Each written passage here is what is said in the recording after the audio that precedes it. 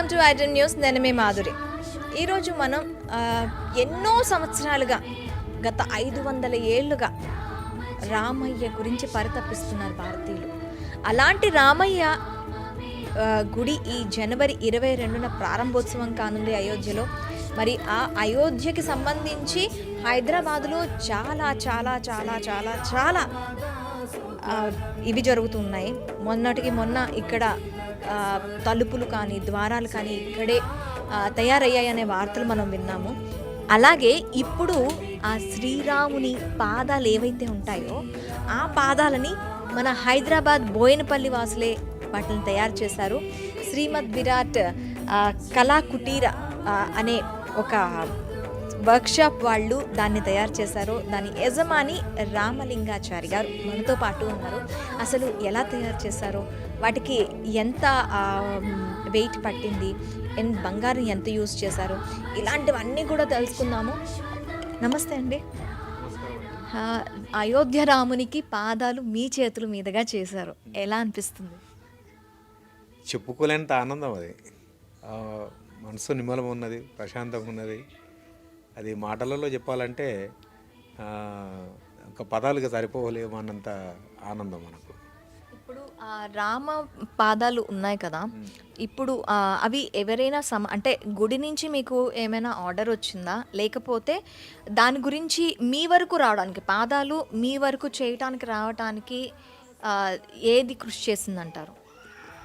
ఈ పాదాలు ఆర్డరు మేము తయారు చేయడానికి మాకు వచ్చిన అవకాశం ఏంటంటే, అయోధ్య భాగ్యనగర్ సీతారామ ఫౌండేషన్ అంటే ఇది ఒక సంస్థ. వాళ్ళు ఈ సంస్థ నడిపించేవాళ్ళు, అంటే స్వామివారికి సేవ చేసుకునే వాళ్ళు హైదరాబాద్ వీళ్ళది. వీళ్ళు మేము చేసిన వేరే దేవాలయాల్లో మా పనితనం అనేది చూసిన తర్వాత పక్కడున్న పని అనేది వాళ్ళకు ఐటమ్ ఆ వస్తువుల వాళ్ళకు నచ్చినప్పుడు, ఆ విషయం మొత్తం తెలిసినప్పుడు వాళ్ళు మనకు ఫోన్ చేసి మా దగ్గరకు వచ్చి ఇట్లా అయోధ్య రాముల వారికి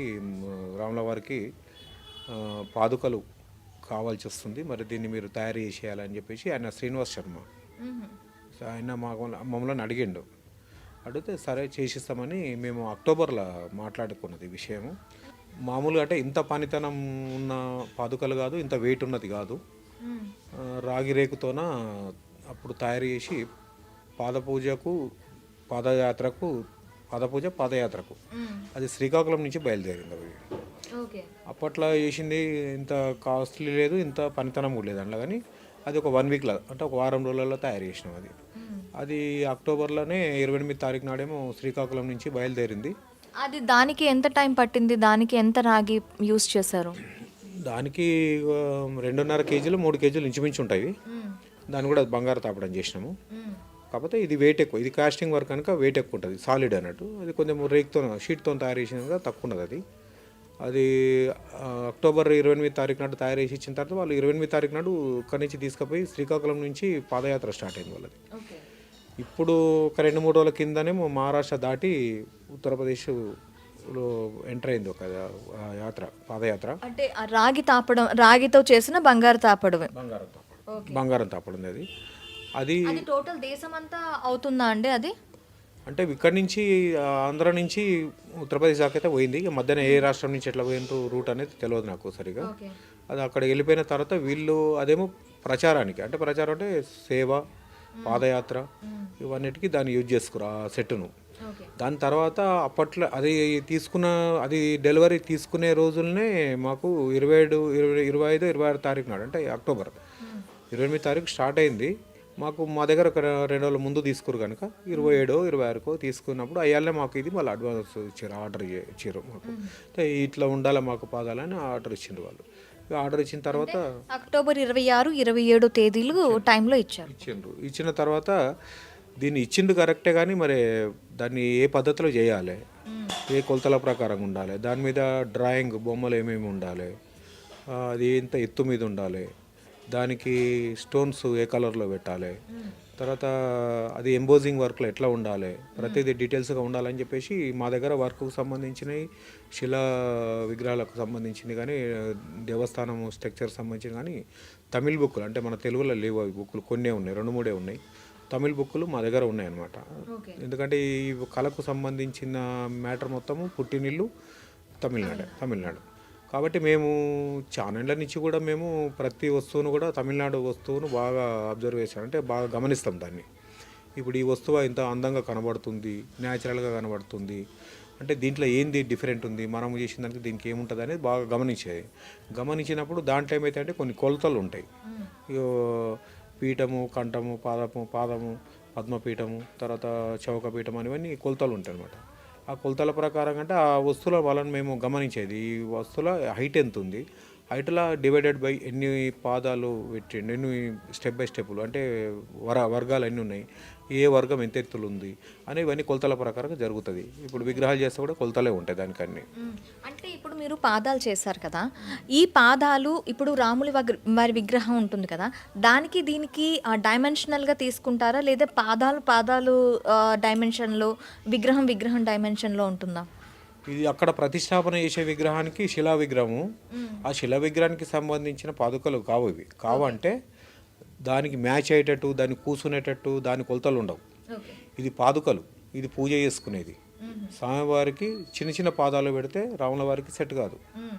పెద్ద పాదుకలు అంటే తక్కువలో మనము 12.5 అంగుళాలు పొడవు, 5.5 అంగుళాలు వెడల్పు, అది సైజు నిర్ణయం చేసుకున్న తర్వాత ఈ మా దగ్గర ఉన్న శిల్పశాస్త్ర గ్రంథాలు ఏదైతే ఉన్నాయో, పాతవి ఉన్నాయో, అందులో మేము కొన్ని ఐటమ్స్ అలా చూసుకున్న తర్వాత దాని మీద డ్రాయింగ్, అంటే బొమ్మలు ఏముండాలి, ఎట్లుండాలి అనేది దాని గురించి ఆలోచన చేసి దాని మీద సూర్యచంద్రులు, శంకు చక్రము, ఏనుగు, ఆవు, తర్వాత విల్లు, ఒక కత్తి, ఒక అంకుశం, తర్వాత పద్మాలు, తర్వాత కలశం. అన్నీ మీరు చెప్పినవన్నీ కూడాను విష్ణుమూర్తికి సంబంధించినవి. అంటే మరి రాముల వారు కూడా విష్ణు సంప్రదాయము, తర్వాత వచ్చేసి ఆయన వర్గానికి సంబంధించిన ఉన్నది కనుక మనం అవే వాడవలసి వస్తుంది. శివ సాంప్రదాయానికి వచ్చేటి వాడటానికి కొంచెం వీలు పడదు. శివ సాంప్రదాయంలో ఉన్న ఐటమ్స్ కూడా విష్ణు సాంప్రదాయంలో ఉంటాయి, విష్ణు సాంప్రదాయంలో కూడా శివ సాంప్రదాయంలో ఉంటాయి. ఇప్పుడు శివుడికి నాగపడిగా, అంటే మన సర్పము ఆభరణంగా ఉంటుంది. అదే సర్పము విష్ణుమూర్తికి శేషపాంపు కూడా ఉంటుంది. అంటే రెండిట్లలో కూడా కలిసి ఉంటాయి, అట్లా ఇబ్బంది ఏమి ఉండదు. అయితే దీంట్లో మనకు కావాల్సిన ఈ దశావతారాలు ఉన్నది కూడా తీసేసుకొని ఇదంతా డ్రాయింగ్ పేపర్ మీద కంప్లీట్ చేసిన తర్వాత ఇది మనం ఈ ఫౌండేషన్ వాళ్ళకి పంపించినాం. సార్ మరి ఇట్లా చేసినాము, దీన్ని మరి ఎట్లా ఉంది చూసుకుంటారా ఒకసారి అని అడిగినాం. అంటే సరే ఇది ఓకే, అంత బాగుంది, కొలతలు కూడా కరెక్టే ఉన్నాయి, దీన్ని మీరు వర్క్ స్టార్ట్ చేసుకోండి అని. అప్పటికే మాకు 1 నెల దాటిపోయింది. అది అంటే ఇప్పుడు పాదుకలు అనేవి మ్యాక్సిమం రాతి తాపడం మీద చేశారా, లేకపోతే ఆ పాదుకలు అనేవి అన్నీ కూడాను అంటే మొత్తం ఆ సాలిడ్ అనేది కంప్లీట్గా లోహాలతోనే చేశారా? ఇది మొట్టమొదలు చేసినది ఇప్పుడు ఈ కొలతల ప్రకారంగా డ్రాయింగ్ అయిన తర్వాత ఇది ఒక మాస్టర్ పీస్ అని ఒకటి తయారవుతుంది. ఇది మన ఒక జిరాక్స్ పేపర్లో జిరాక్స్ పెడితే ఫస్ట్ పేపర్ నుంచి ఎన్ని పేపర్లు అయినా తీసుకొని ఎట్లుంటుందో ఒక మాస్టర్ పీస్ ఒకటి ఫస్ట్ మనం తయారు చేసుకోవాలి. అది పర్ఫెక్ట్గా శాస్త్రోక్తంగా సూత్రపరంగా కరెక్ట్ ఉండాలి. అది దాని తర్వాత అది ఎట్లుంది దాని ప్రకారంగా మిగతాది కూడా వస్తుంటుంది అనమాట. అయితే ఇది ఒకటి ఇత్తడి రేకు మీద ఫస్ట్ మేము ఒక ప్యాటర్న్ తయారు చేసి మళ్ళీ పంపించినాం. డెప్త్ వర్క్ ఎట్లా ఉన్నది, బ్యాక్గ్రౌండ్ ఎట్లున్నది, దానిలో లోపల ఫినిషింగ్ ఎట్లున్నది అని మొత్తం అడిగినాం వాళ్ళకి. అంటే అంత బాగుంది, ఓకే మంచిగానే ఉంది, చేసేయండి అని చెప్పారు. ఆ ప్యాటర్న్ మొత్తం తయారు చేసేవాడు అప్పటికి 15 రోజులు దాదాపు వెళ్ళిపోయింది మాకు. వెళ్ళిపోయిన తర్వాత ఇక అదే ప్యాటర్న్ తోటి మళ్ళీ మేము పంచలోహాలతోటి దాన్ని మోల్డింగ్, క్యాస్టింగ్ అంటే పోత పని, అంటే మెటల్ కరిగి అచ్చుగట్టిపోయడం, అది ఒక 1 వీక్లో అదొకటి అయిపోయింది పంచలో. ఇప్పుడు ఇవి ఉన్నది కదా, అంటే ముందు ఇత్తడి రేకు మీద చేసామన్నారు కదా, అది ఒక డబ్బా అంటే ఒక గుళ్ళ దాంట్లో చేసి మీరు ఈ పంచలోహాలు కరిగించి అందులో వేశారా? ఈ ఇత్తడితో చేసిన ప్యాటర్న్ ఏదైతే ఉందో దాంట్లో మట్టి బాక్స్లో బాక్స్ తయారవుతుంది. అంటే మట్టిలో అచ్చు కడతారు. అచ్చు కట్టిన తర్వాత అండ్లకించి ఇత్తడి తీసేసినాక లోపల హాలో పాదం ఎట్లా ఉందో అట్లనే ఉంటుంది హాలో. దాంట్లో మనం పంచలోహం కరిగి పోసినప్పుడు ఈ తీసేసినది ఎట్లా ఉందో అందులో మోల్డింగ్ అయిన పీస్ కూడా అట్లనే బయటికి వెళ్తుంది. అది పంచలోహం చేసేటప్పుడు ఇప్పుడు ఇత్తడి భూమిలో అట్లనే దొరకదు తీయనికి. ఇత్తడి తయారు కావాలంటే రాగి, తగరం ఈ 2 కలిస్తే ఇత్తడి అవుతుంది. రాగి, సత్తు కలిస్తే, సత్తు అంటే మన బ్యాటరీ సెల్ మీద ఉండే పొర, అది సత్తు అంటారు దాని తెలుగులో. ఈ రాగి సత్తు కలిస్తే ఇత్తడి అవుతుంది. ఇత్తడి డైరెక్ట్ భూమిలో దొరకదు. తర్వాత ఇంకోటి మిశ్రమ లోహం అనేది మనము కలిపితే అది పంచలోహం అంత ప్రాధాన్యత రాదు. మిశ్రమ లోహం లేకుండా ముడి లోహంతో కలుపుకున్నది మనకు పంచలోహం కిందకి వస్తుంది. ఒకటి బంగారం, వెండి, అది రెండు సరిపోయింది. మిగతా లోహాలు కావాలి కదా మనకు. మిగతా లోహాలు అంటే మళ్ళీ భూమిలో పుట్టినవే కావాలి అన్నప్పుడు ఏమవుతాయంటే ఒక రాగి 3, మళ్ళీ మనకు ఇత్తడి కలపకుండా అదే రాగి మొదలు కలిపినదంటే సత్తు 5 అయినాయి. బంగారము, వెండి, రాగి, సత్తు. దాని తర్వాత ఒకటి తగరం. ఈ తగరము రాగి కలిపినప్పుడు కంచె అవుతుంది. కొంతమంది ఎట్లా చెప్తారంటే షార్ట్ కట్లో అర్థమవుతారు. ఎట్లా చెప్తారంటే వెండి, బంగారము, రాగి, ఇత్తడి, కంచు అంటారు. కంచు ఎట్లా తయారైంది? భూమిలో దొరకదు. కంచు ఎట్లా తయారైంది? రాగి, తగరం కలిస్తే కంచు తయారవుతుంది. ఇత్తడి అంటారు. ఇత్తడి ఎట్లా తయారైతే? భూమిలో దొరకదు. ఇత్తడి ఎట్లా తయారైతే అంటే రాగి, సత్తు కలిసి ఇత్తడి కలిసి. అట్లా కాకుండా మేము చేసినట్టు కంప్లీట్ ముడిలోహం కావాలి మనకు. ఆ ముడిలోహం కావాలంటే బంగారము, వెండి, రాగి, తగరము, సత్తు, ఈ 5 ఒక 200 గ్రాములు 300 గ్రాములు మనం తయారు చేసుకోండి. ఎందుకంటే బంగారం ఎక్కువ పెట్టడం ఇంకా ఇబ్బంది కదా. తాపడానికంటే వాళ్ళు ఇస్తారు, మళ్ళీ మౌల్డింగ్కు అంత ఇవ్వాలంటే కష్టమవుతాయి. దీన్ని మనము దాని లెక్క ప్రకారంగా భాగాలతోటి మనం పంచలోహాన్ని ఫస్ట్ మనం తయారు చేసుకుంటాం. ఓకే, అది ఎన్ని కేజీల వరకు తయారు చేశారండి? పంచలోహము 2 పాదాలు కలిసి మనకి ఎంత వస్తుంది? ఇప్పుడు 12 కిలోల 600 గ్రాములు 2 పాదాలు తయారైనాయి. అందులో మనకు దాంట్లో 1 కేజీ, దీంట్లో 1 కేజీ ఇంచుమించు మన పంచలోహం ఉంటుంది. అయితే దీంట్లో మనం మొత్తం రాగి మెల్ట్ చేస్తాం. మొత్తం రాగి, ప్యూర్ రాగిని మెల్ట్ చేసినాక ప్యూర్ రాగిలో మనకి పంచలోహం కలిసిపోతుంది. అంటే ఇప్పుడు రాగి కంప్లీట్గా ఒక 12,000 గ్రామ్స్ తీసుకున్నారు అంటే 12 కేజీలు తీసుకుని ఉంటారా? ఎక్కువనా అంతుంటుంది. రాగిలోనే మిగతా లోహాలన్నీ కలుపుతారు. రాగిలో మొత్తం కరిగిన తర్వాత దాంట్లో మనం పంచలోహం మిక్స్ చేస్తాం. పంచలోహం అంటే రాగి ఉంటుంది కదండి ఆల్రెడీ. ఎక్కువ మొత్తం పెద్ద మొత్తంలో ఉన్నది రాగి కావాలి కదా. ఓకే, పంచలోహం పెట్టలేము. మొత్తం పంచలోహం అంటే అది మెటల్ హార్డ్ అయిపోతుంది, పని చేయలేము. అది హార్డ్ ఉండి కొడుతుంటే పీసులు ఎగిరిపోయే అవకాశం ఉంటుంది. కాపర్ ఏంటంటే, రాగి ఏంటంటే మెత్తటి లోహం. అది మనం ఎంత పని చేసుకున్నా కానీ మనకు అనుకూలంగానే ఉంటుంది. అది ఎగిరిపోకుండా ఉంటుంది, ఖరాబ్ కాకుండా ఉంటుంది. రాగి కలిపిన తర్వాత ఈ పంచలోహం అనేది మనము పాలల్లో పెరుగు తోడు ఎట్లా వేస్తామో ఈ పంచలోహం అనేది అందులో వేస్తాం. వేసినప్పుడు ఆ పంచలోహంతో ఈ పాదాలు మనకు క్యాస్టింగ్ వరకు మొత్తం కంప్లీట్ అయ్యి బయటకు వచ్చేసి. ఇప్పుడు పంచలోహాలు అంటే బంగారం, వెండి, రాగి, తర్వాత ఈ సత్తు, తగరం, ఇవి ఎంతెంత పాలు తీసుకున్నారు? ఇది బంగారము కొంచెం తక్కువ పర్సెంటేజ్లో ఉంటుంది. ఖరీదైన వస్తువు కనుక, లోహం కనుక తక్కువ పర్సెంట్. అది వెండి కొద్దిగా ఎక్కువ ఉంటుంది. ఇప్పుడు 2 కేజీలు ఉందనుకోండి, ఇప్పుడు పంచలోహం మనం అందులో మిక్స్ చేసినాం కదా, అందులో దాదాపు 1 తులంన్నర 2 తులాలు, దానికి తులం, దీనికి తులం, 2 తులాల బంగారం వరకు ఉంటుంది. ఒక పావు కేజీ వెండి ఉంటుంది. ఇంకొక 100 గ్రామ్స్, హాఫ్ కేజీ 100 గ్రామ్స్ అట్లా రాగి ఉంటుంది. ఈ సత్తు తగరం ఇంకా తక్కువ ఉంటుంది. అది ఒక 100 గ్రాములు 50 గ్రాములే ఉంటుంది. ఎందుకంటే ఈ 2 వస్తువులు అందులో కలిసినప్పుడు హార్డ్ ఎక్కువ అయిపోతుంది. మిగతా అన్నీ మెత్తగానే ఉంటాయి. ఈ 2 కలిసినప్పుడు హార్డ్ అయిపోతుంది. ఈ 2 కలిపినాక ఇది తీసి మనం అందులో కలిపినప్పుడు దానికి 1 కిలో, దీనికి 1 కిలో అట్లా కలిసి వస్తుంది. దాని పంచలోహం. ఇప్పుడు ఈ పాదుకలు తయారు చేయడానికి మీకు ఎంత టైం పట్టింది? అంటే ఈ పాదాలు తయారు చేయడానికి ఎంత టైం పట్టింది? ఇప్పుడు కంప్లీట్ తయారయ్యి అయోధ్యకు పోయిన పాదాలు తయారు చేయడానికి 20 నుంచి 25 రోజులు పట్టింది. అయితే అంతకుముందుకు దాని గురించి మనము మాస్టర్ పీస్ తయారు చేసుకోవడానికి మనకు అదొక 40 రోజులు పట్టింది. అంటే టోటల్గా మాస్టర్ పీస్ కాకుండా ఇవి చేయడానికి దగ్గర 2 నెలలు టైం పట్టింది. అక్కడి నుంచి ఇప్పటి వరకు మనకు 2 నెలలు పట్టింది. 2 నెలలు ఇది పట్టింది. ఎంతమంది కళాకారులు దీంట్లో పాల్గొన్నారు? దీంట్లో మాస్టర్ వర్కర్గా అయితే మొత్తం నేను చేసుకుందే. ఇంక ఇట్లా మా షాప్లో ఉన్న మా వర్కర్స్, మా కళాకారులు, మా చేతి దగ్గర ఉండేవాళ్ళు అందరం కలిసి ఒక 6 మంది దాకా ఉంటారు. పాలిష్ కంప్లీట్ అయిపోయే వరకు కూడా. ఇది గోల్డ్ బంగారం ఎక్కించారు. ఈ పంచలోహంతో తయారైన తర్వాత అది క్యాస్టింగ్లో అంత ఫినిషింగ్ ఉండదు, ముద్ద ఉంటుంది. అది దాన్ని ఎక్కడెక్కడ చెక్కాలి, ఎక్కడెక్కడ స్మూత్గా కొట్టాలి, లెవెల్గా మూలలతోటి, సుత్తతోటి. దాని తర్వాత వచ్చేసి ఎక్కడెక్కడైతే మనము ఆఖరైతో అంటే ఆ ఫైల్ ఎక్కడెక్కడ చేయాలి, ఫైలింగ్ చేయాలి, ఫినిషింగ్ ఎక్కడ చేయాలి, ఇదంతా ఒక్కొక్కటి రకరకాల. ఒక దగ్గర 200-300 టూల్స్ ఉంటాయి. అవి ఆ టూల్స్ తోటి మొత్తం మెల్లమెల్ల చెక్కుంటూ వచ్చేసి మనకు కావాల్సినంత షేప్లోకి వచ్చినంత వరకు పని చేయవలసి వస్తుంది. అంతా కంప్లీట్ అయిపోయిన తర్వాత ఈ ఐటమ్ను మనము పాత రసంతో, మెర్కురీ అంటారు ఇంగ్లీష్లో, ఆ పాతరసంతో ఈ బంగారం వీళ్ళు దాతలు ఎవరైతే ఇచ్చిన బంగారం ఉన్నదో ఆ బంగారాన్ని పత్తులాగా పన్ని కొడతారు. పన్ని అంటే మళ్ళీ దాని మీద బంగారు తాపడం చేశారా? పంచలోహం అయిపోయిన తర్వాత బంగారం, పంచలోహం అయిపోయిన తర్వాత దాని మీద మెర్కురీ అంటే పాతరసం, పాతరసం అయిన తర్వాత అప్పుడు దాని మీద పాతరసం మీదనే కంటిన్యూగా బంగారం అంటిస్తూనే ఉండాలి. బంగారం పొరలు పొరలు అంటియాలి దాన్ని. ఓకే. పాదరసం ఎందుకు సార్? పాతరసం పంచలోహాన్ని కానీ రాగి కానీ దేని పట్టుకోవాలి, బంగారం దేని పట్టుకోవాలని పంచలోహం పెడితేనే పట్టుకుంటుంది, లేకపోతే పట్టుకోదు. అది ఓకే. పెయింట్ మాదిరి ఖచ్చితంగా ఉండాలి, అది వాడాల్సి వస్తుంది, అది పెడితేనే ఉంటుంది, పట్టుకుంటుంది. ఇది ఈ పాతరసం బంగారాన్ని తినేసి దానికి అంటుకుంటుంది. అది అంటుకున్న తర్వాత అప్పుడు అల్యూమినియం మాదిరిగా తెల్లగా ఉంటుంది కలరు. దాన్ని మనము బ్లూ ల్యాంప్ పెట్టేసి బాగా హీట్ చేసినప్పుడు ఈ పాతరసం అనేది కాలిపోయి వెళ్ళిపోతుంది. వెళ్ళిపోయిన తర్వాత బంగారం దాన్ని పట్టుకుంటుంది.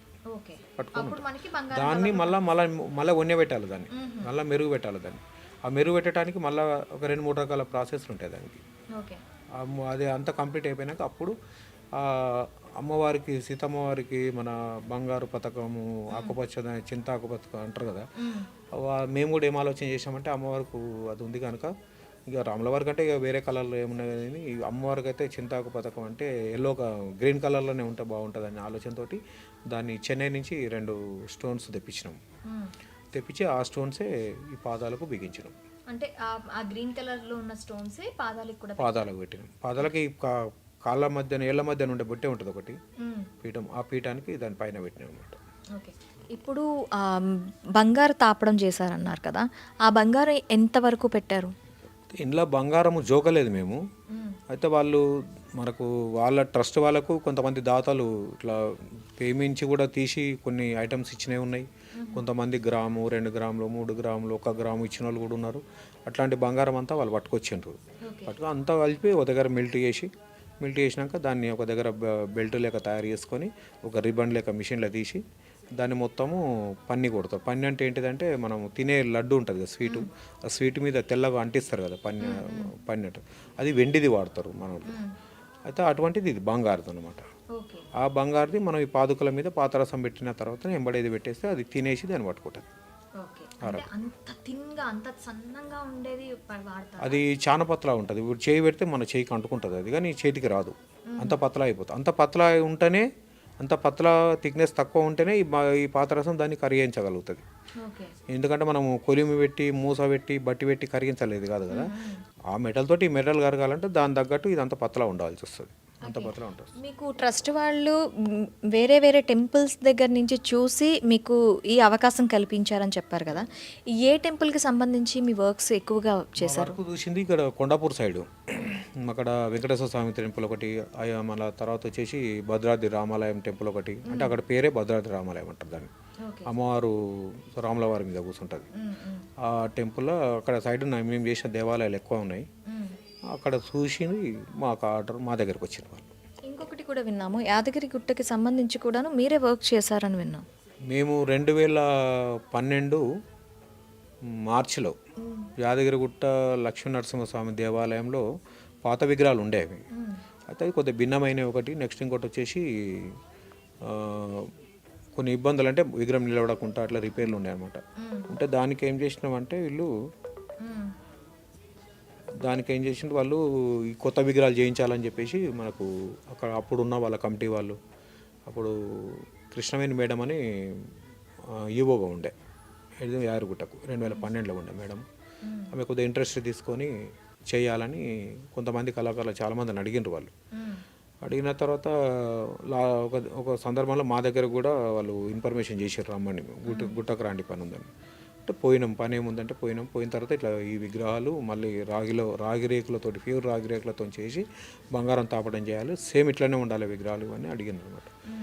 అంటే మరి చేస్తాం కానీ ఇక్కడ చేయాలంటే మరి మాకు ఇబ్బంది అవుతుంది, మా దగ్గరనే చేస్తామని మేమన్నాం.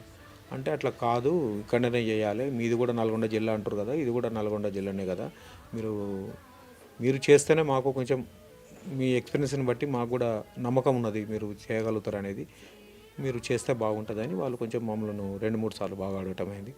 అడిగితే ఇక వాళ్ళు అడిగిన దాన్ని బట్టి ఒకటి ఆలోచన, నెక్స్ట్ ఇంకోటి వచ్చేసి అంత పెద్ద పుణ్యక్షేత్రానికి చేస్తే మనకు కూడా బయట ఉంటే ఇంకా 4 పనులు ఎక్కువ చేసుకోవచ్చు, ఇంకా 4 రూపాయలు ఎక్కువ సంపాదించుకోవచ్చు, కానీ యాదగిరిగుట్టలో చేసిన పేరైతే రాదు కదా అని చెప్పేసి మా బంధువులు కూడా కొంతమంది ఉండి, మా ఫ్రెండ్స్ మా బంధువులు ఉండి కూడా అది వర్క్ చెయ్యి తప్పకుండా వాళ్ళు అడిగినారు కదా, కాదనకు చెయ్యి, నువ్వు చేస్తే అంతకాడ లక్ష వస్తాడు, ఇంక 10 లక్షలు పని చేసుకోవచ్చు, కానీ నా పేరు ఎత్తుకోవడానికి రాదు అని చెప్పేసి వాళ్ళు మాకు ప్రోత్సహించారు అన్నమాట. ప్రోత్సహిస్తే మేము సరే అని చెప్పేసి వాళ్ళ దగ్గర ఆర్డర్ తీసుకొని, ఆ దాత దగ్గర అమౌంట్ తీసుకొని అక్కడనే వాళ్ళు కొంచెం మాకు ప్లేస్ ఇచ్చారు, ఒక షెడ్. ఆ షెడ్ కాడనే ఉండి ఫస్ట్ ఉత్సవమూర్తుల విగ్రహాలు మొత్తం కంప్లీట్ చేసినాం. దాదాపు ఒక 3 నెలలు పైన 4 నెలల దగ్గర పట్టింది. అది చేసిన తర్వాత ఇంకా అట్లనే మళ్ళీ కవచమూర్తులు ఉన్నాయి లోపల, గుండుకు ఉంటాయి. జ్వాల నరసింహస్వామి అని, లక్ష్మీ నరసింహస్వామి అని, యోగ నరసింహస్వామి అని ఇవన్నీ ఉంటాయి అన్నమాట. ఇక అవి కూడా మళ్ళీ ఆర్డర్ ఇస్తే అవి కూడా కంప్లీట్ చేసినాం. ఇక కొన్ని అయితే ఇక్కడ వేసి ఇచ్చి అక్కడ ఇచ్చినాము. మెయిన్ విగ్రహాలు మాత్రం అక్కడనే తయారు చేసినాం. అంతా తయారైన తర్వాత కూడా వాళ్ళు బంగారం తెచ్చిస్తే ఆడనే ఉండి మొత్తం బంగారం ఎక్కిచ్చేసి కంప్లీట్ చేసి ఇచ్చేసినాం. ఆ వర్క్ అయిపోయిన తర్వాత మన మాజీ ముఖ్యమంత్రి కేసీఆర్ గారు వచ్చినప్పుడు ఎప్పుడైతే పునర్నిర్మాణం చేసిండో దేవాలయాన్ని మొత్తాన్ని చేసిన తర్వాత మెటల్ వర్క్కు మొత్తము నాకు ఆర్డర్ ఇస్తామని అడిగిండ్రు వాళ్ళు. టీ ప్లాజాలో వాళ్ళు పిలిచి, మన ఆనంద సాయి, కిషన్ రావు వీళ్ళంతా ఉన్నారు కదా, మీటింగ్లలో కలుస్తుండ్రు వాళ్ళు. ఇది మీ గురించి మేము వేరే తెలుసుకోవాల్సిన అవసరం లేదు, ఆల్రెడీ మీరు గర్భగుళ్ళ వేసినోళ్ళే కనుక, పాత వాళ్ళే కనుక మీ మీద ఇక మళ్ళీ వేరే తెలుసుకోవాల్సిన విషయం ఏముండదు, మీరు ఆర్డర్ తీసుకొని మాకు చేయండి ఇట్లా సంగతి అని అంటే, అంత పెద్ద పని తీసుకోవడానికి ఇప్పుడు అవకాశాలు లేవు. ఎందుకంటే వర్కర్లు లేవు, రోజు రోజుకు వర్కర్లు తగ్గిపోతున్నారు, ఈ వర్క్ చేసే వాళ్ళు లేరు, తగ్గిపోతున్నారు. అంత పెద్ద పని ఇప్పుడు అదేమో కోట్ల మీద ఉన్న పని, అంత పెద్ద వర్క్ నేను చేసే పరిస్థితిలో లేను. తీసుకున్న తర్వాత నేను ఇబ్బంది పడతాను, మళ్ళీ మీరు ఇబ్బంది పడతారు, బాగుండదు ఇట్లా సంగతి అని అంటే, సార్ ఉండేమనంటే ఇది హ్యాండిక్రాఫ్ట్ డిపార్ట్మెంట్ నుంచి వచ్చిండ్రన్నమాట. వాళ్ళకి ఫోన్ చేస్తే వాళ్ళు మా గురుగారికి చేస్తే, మా గురుగారు రిటైర్డ్ అయ్యింటే మా గురుగారు రాగి వీరబ్రహ్మచారి వరంగల్ ఉంటారు వాళ్ళు, అంటే రంగశాపేటలో. మా గురుగారు ఏమన్నారంటే, నేను అంత టైం తీసుకొని రిస్క్ తీసుకొని చేసే పరిస్థితుల్లో లేను ఇప్పుడు, నేను రిటైర్మెంట్ అయినా. తర్వాత మా శిష్యుడు ఉన్నాడు, ఆయన అడిగేటప్పటికే రిటైర్మెంట్ దగ్గరకు వచ్చేసింది. మా శిష్యుడు ఉన్నాడు, ఆయన అన్నిట్లో ఇంకా అనుభవం ఉన్న మనిషి, మేము నేర్పించిన పని కూడా ఇప్పటివరకు కూడా ఏమి ఇబ్బందులు ఏం లేదు, మంచిగా చేస్తాడు, పర్లేదు అంటే సరే అని చెప్పేసి మేమిద్దరం పోతే అప్పుడు యాదాద్రి డెవలప్మెంట్ అథారిటీ మెంబర్గా నాకు అవకాశం ఇచ్చారు. దానికి ఇచ్చి మాకు ఒక సర్టిఫికేట్, ఒక లెటర్ టైపులు ఇచ్చారు. మేము అప్పుడు మీటింగ్లో పోయి మన ఏంటిది టెండర్ల మీద ఎంత కాస్ట్ పడుతుంది ఈ వర్క్కు, వాళ్ళు వేసిన టెండర్ మీద మనం ఎంతవరకు అయితే ఇవ్వచ్చు, అక్కడ పనులకు లాస్ కాకుండా ఇక్కడ దేవస్థానానికి లాస్ అదనంగా భారం పడకుండా దీనికి కరెక్ట్ ఎటువంటి పనితనం చేయాలి, ఇలా దీనికి ఎంత రేటు ఇవ్వాలి, ఇలా ఏ మెటల్ మనం కరెక్ట్ యూజ్ చేపియాలి మనము అనేది, ఆ వర్క్ డ్యూటీస్ అంతా నాకు బాధ్యత అయిపోయారు మన ఎవరు యాదాద్రి వాళ్ళు.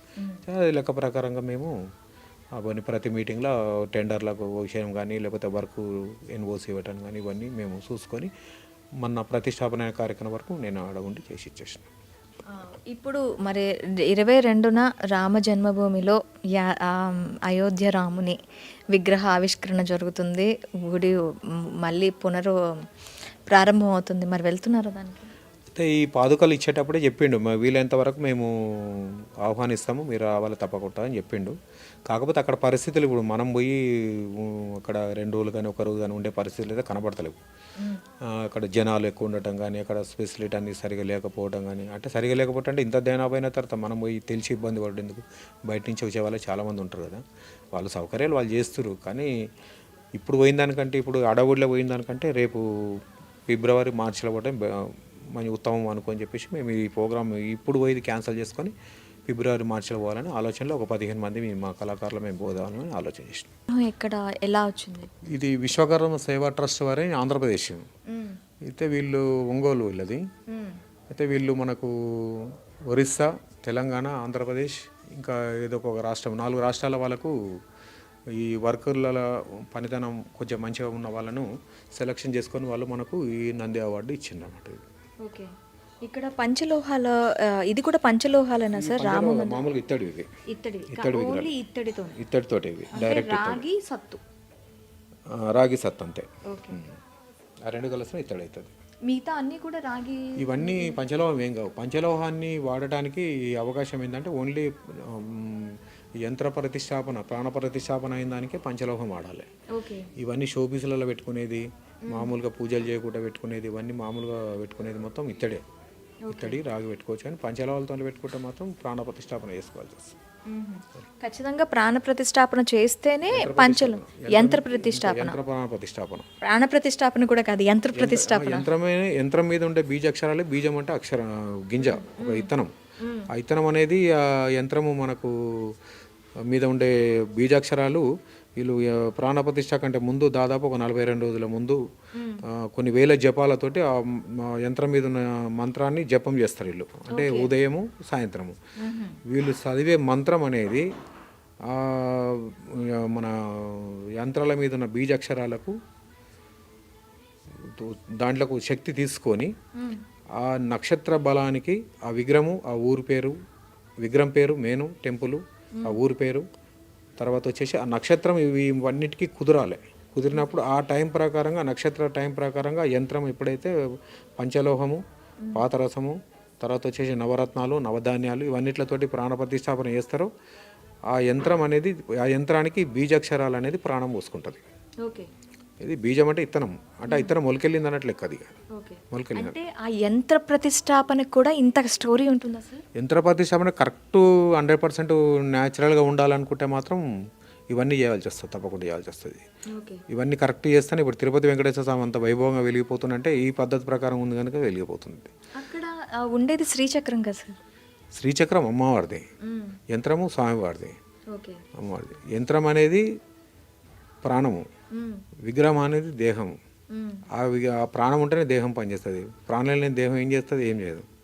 అట్లా అంటే అక్కడ ఉండే యంత్రానికి, దేవాలయంలో ఉండే యంత్రానికి అంతటి కనబడదు, విగ్రహం కింద ఉంటుంది. ప్రతిష్టాపన అయినాక ఫస్ట్ యంత్రాలు పెట్టేస్తారు. యంత్రాలు పెట్టేసినాక ముహూర్తానికి, కరెక్ట్ నక్షత్ర బలానికి ముహూర్తానికి యంత్రాలు పెట్టేసిన తర్వాత ఆ యంత్రం మీద ఈ విగ్రహం కూర్చోబెడతారు. ఇప్పుడు చాలా చోట్లలో మనకి విగ్రహాల ప్రతిష్టాపన అనేది జరుగుతూ ఉంటుంది. ఈ విగ్రహ ప్రతిష్టాపన జరుగుతున్న ప్రతి దీంట్లోని, ప్రతి టెంపుల్లో కూడాను ఈ యంత్ర ప్రతిష్టాపన అనేది జరుగుతూ ఉంటుందా? ప్రాణ ప్రతిష్టాపన అన్నప్పుడు యంత్రం తప్పకుండా ఉంటుంది. యంత్రం లేకుండా ప్రాణ ప్రతిష్టాపన ఉండదు.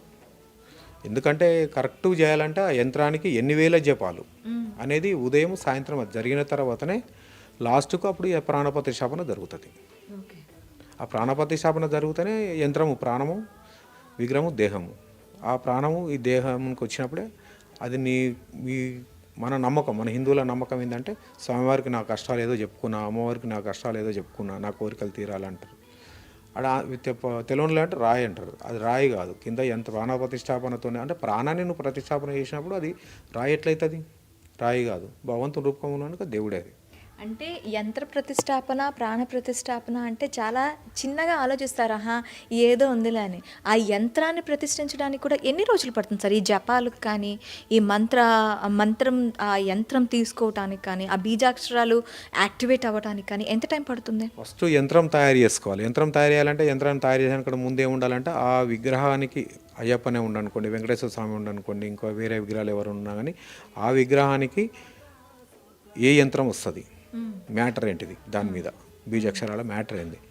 దాని తర్వాత వచ్చేసి ఆ బీజాక్షరాలు ఆ రాగి రేఖ, వెండి రేఖ, బంగారు రేఖ, పంచలోహమ వీటి మీద ఈ యంత్రాలు మీద ఉన్న అక్షరాలు, బీజాక్షరాలు చెక్కాలి. అది చెక్కడం అంటే ఇప్పుడున్న కొత్త టెక్నాలజీ ఏంటంటే కెమికల్ ఇచ్చింగ్ అవుతున్నాయి అక్షరాలు. అదేమవుతుందంటే ఇప్పుడు భిన్నమైనట్లు లెక్క. అంటే ఒక రేకు మీద పీస్ ఎగిరిపోతేనే కదా అక్షరం కనబడేది, అది భిన్నమైపోయినట్లు లెక్కకు వస్తుంది. అట్లా పూర్వకాలం ఎట్లుందంటే అక్షరాన్ని మొలతోటి, పొగరతోటి దింపాలి కిందికి. అంటే కొట్టుకుంటా ఆ గీత పడతట్టు, కాలువ పడతట్టు అక్షరాన్ని దింపాలి. అంటే అక్షరాల అచ్చుల్ని పట్టుకొని ఇంతకు ముందు చేసేవారా? మొదలు ఒక ఉక్కు రాడుతోటి అక్షరాన్ని రాసుకొని దాని మీద నుంచి మొలతో కిందికి దింపుతుండ్రి. ఇప్పుడు అంత ఓపిక లేదు, అంత పని చేసేటో లేరు కనుక డైరెక్ట్ ఎచ్చింగ్ చేస్తారు. అంటే కెమికల్ వేసేసి అక్షరాన్ని ఫిలిం పెట్టి బయటికి తీస్తారు అన్నమాట. దాని మీద వచ్చిన అక్షరాలు, బీజాక్షరాలు యంత్రం మొత్తం టోటల్గా తయారైపోయిన తర్వాత ఆ యంత్రం మీద ఏం అక్షరాలు ఉన్నాయి, అది ఏ దేవునికి సంబంధించింది అనేది ఒక బుక్ ఉంటుంది. దీనికి మామూలుగా ఎవరంతా అలా పెట్టేది కాదు. మంచిగా దాని గురించి ఆలోచన, అవగాహన ఉన్నోళ్ళు యంత్ర సిద్ధి అనేది బుక్కులు ఇట్లా దొరుకుతాయి. దాని మీద గిన్ని వేల జపాలని ఒక లైన్స్ ఉంటాయి అన్నమాట. అది అన్ని వేల జపాలు ఉదయం సాయంత్రం చేయాలి. చేసిన తర్వాత లాస్ట్ టైంలోనే దాన్ని ప్రాణప్రతిష్టాపన ఇస్తారు. ఇన్ని వేల జపాలు అంటే దాని అర్థం ఏంటంటే ఒక తల్లి కడుపులో ఒక శిశువు పూర్తిగా తయారవుతున్నాడంటే 9 నెలలు పడుతుంది. అంటే ఇది కూడా 9 నెలలు ఉన్నట్టే లెక్క. పూజల జపాలు అవుతున్నాయంటే 9 నెలలు తల్లికడుపులు ఉన్నట్టే లెక్క. దాని తర్వాత ఆ శిశువు ఎప్పుడైతే భూమి మీదకి వస్తున్నాడో ప్రాణంతో ఏడుస్తాడు. అంటే ఏడుస్తున్నాడే ప్రాణం ఉన్నట్టు లెక్క అనమాట. నేను బతికే పుట్టినా, నేను ప్రాణంతోనే పుట్టిన అన్నట్టు దానికి నిదర్శనం అది. అయితే ఆ యంత్రము ఆ శిశువు భూమి మీద పడ్డ టైము యంత్రం అనేది ఒకటే అనమాట. ఆ టైంకే కరెక్ట్ మనము ఆ ముహూర్తానికి ఆ దేవుడికి ఆ విగ్రహం పెట్టే ముహూర్తము నక్షత్ర బలానికి మనం ప్రాణప్రతిష్ఠాపన చేస్తే ఈ ప్రాణం కిందకి వచ్చేస్తుంది. ఇక ఓకే, ఒక శిశువు ఎలా డెలివరీ అవుతారో, ఎలా పుడతాడో, ఈ విగ్రహ ప్రాణ ప్రతిష్ఠ అనేది ఇప్పుడు ఆ 9 నెలల ప్రాసెస్ ఏదైతే ఉంటుందో, ఈ మంత్ర జపాలు, ఈ యంత్రం యొక్క మీ బీజాక్షరాలు చేయడం అంతా కూడాను ఇవి చేయటంతో పాటు అక్కడ ముహూర్తానికి ఆ విగ్రహంతో పాటు ఈ యంత్రాన్ని పెట్టడం ప్రాణ ప్రతిష్ఠ. మెయిన్ పాయింట్ ఇది. జపాలు ఒకటి, కరెక్ట్ టైంకి పెట్టడం ఒకటి. అందులో మీరు ఆంజనేయ స్వామి అనుకుంటే ఎంత బాగున్నాడు, ఎంత బాగలేడు అనేది ముచ్చట ఉండదు ఇక్కడ. నువ్వు ఏది పెట్టినా సరే, శిల ఇది మన రాయితో ఏది తయారు చేసినా సరే అక్కడ పెట్టినామంటే ఆ ముహూర్తానికి దానికి ప్రాణం వచ్చేసినట్టే లెక్క ఇది. అందుకే అది ప్రాణంతో ప్రాణ ప్రతిష్టాపన బీజాక్షరాలతో ఉన్న యంత్రాన్ని ప్రాణ ప్రతిష్టాపన చేసినాం కనుక స్వామివారు రాతి విగ్రహంలో ఉన్న శిలా విగ్రహంలో ఉన్నదైనా ప్రాణ ప్రతిష్టాపన చేసాం కనుక ఆయనకు ప్రాణం ఉంది కనుకనే మనం నైవేద్యం పెట్టాలి. ఓకే, మరి అక్కడ ప్రాణం లేకపోతే నైవేద్యం ఎందుకు ఆయనకు? ఓకే. అంటే ఇప్పుడు మనకి అంటే శివ కోవిల్లో పెట్టే యంత్రానికి సమ్ వేరే ఇవి, అండ్ వెంకటేశ్వర స్వామి అంటే విష్ణు అవతారాలకు సంబంధించి వేరే బీజాక్షరాలు, ఇప్పుడు అమ్మవార్లకు సంబంధించి వేరే బీజాక్షరాలు, ఇలా ఆ బీజాక్షరాల్లో తేడా ఉంటుందా? బీజాక్షరాలు అన్నీ ఒకటే. ఇప్పుడు శ్రీ అనేది అమ్మవారికైనా వాడచ్చు, స్వామివారికైనా వాడచ్చు. బీజాక్షరాలు అనేది చాలా కఠినంగా ఉంటాయి అన్నమాట పలకటానికి. అది మామూలుగా పలకటానికంటే ఇబ్బంది. ఈ వేదం నేర్చుకున్న వాళ్ళు అయితే స్పష్టంగా